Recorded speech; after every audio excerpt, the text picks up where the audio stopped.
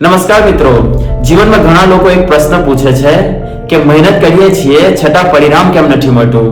ક્યારેક એવું લાગે છે કે આપણું બધું જ વ્યર્થ જઈ રહ્યું છે. તો કુદરત પાસે આ પ્રશ્નનો એક સુંદર જવાબ છે, જે આપણે એક સ્ટોરીથી સમજીશું. તો ચાઇનામાં ખાસ પ્રકારના એક બાંબુ એટલે કે વાંસ થાય છે.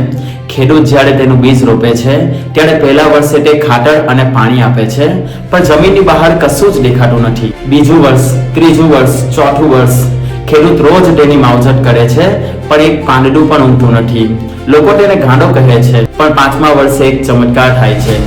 ફક્ત 6 અઠવાડિયામાં જ પેલું નાનકડું બીજ 80 ફૂટ ઊંચું વાંસ બની જાય છે. હવે સવાલ એ છે, શું આ વાંસ 6 અઠવાડિયામાં ઊગ્યું કે 5 વર્ષમાં?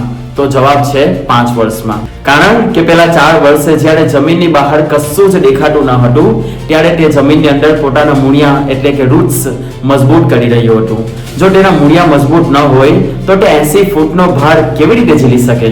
હવે આ જ વાતને આપણા જીવન સાથે જોડો. માની લો કે તમે સ્ટાન્ડર્ડ 10th, 12th કે કોઈ મોટી સ્પર્ધાત્મક પરીક્ષાની તૈયારી કરી રહ્યા છો. તમે રોજ વહેલા ઉઠો છો, ગણિતના દાખલા ગણો છો, અંગ્રેજીનું ગ્રામર પાકું કરો છો, પણ અઠવાડિયા પછી જ્યારે ટેસ્ટ લેવાય છે ત્યારે માર્ક્સ ઓછા આવે છે. ત્યારે આપણને એમ થાય કે મને જે રિઝલ્ટ જોઈએ તે નથી મળતું, હું બીજા કરતા પાછળ છું. પણ યાદ રાખજો, જે રીતે પેલા વાંસના બીજ જમીનની અંદર દેખાતા ન હતા, પણ તે અંદરથી મજબૂત થઈ રહ્યા હતા. એ જ રીતે જ્યારે તમે વાંચવા બેસો છો અને તમને રિઝલ્ટ તરત નથી મળતું, ત્યારે તમારું મગજ એ જ્ઞાનને પચાવી રહ્યું હોય છે. એટલે કે તમે અંદરથી તૈયાર થઈ રહ્યા છો. જો તમે તે સમયે વાંચવાનું છોડી દો તો તમે ક્યારેય સફળ થઈ શકશો નહીં. મોરલ ઓફ ધ સ્ટોરી: સફળતા કોઈ મેજિક નથી, આ એક પ્રોસેસ છે. જો તમારી મહેનતનું ફળ અત્યારે નથી મળી રહ્યું તો ગભરાશો નહીં.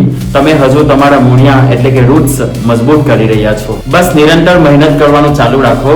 તમારો પણ 80 ફૂટ ઊંચા થવાનો સમય ચોક્કસ આવશે. જો વાર્તા પસંદ આવી હોય તો કોમેન્ટમાં જણાવજો, અને આવી જ એક મોટિવેશનલ સ્ટોરી સાથે આપણે ફરી મળીશું.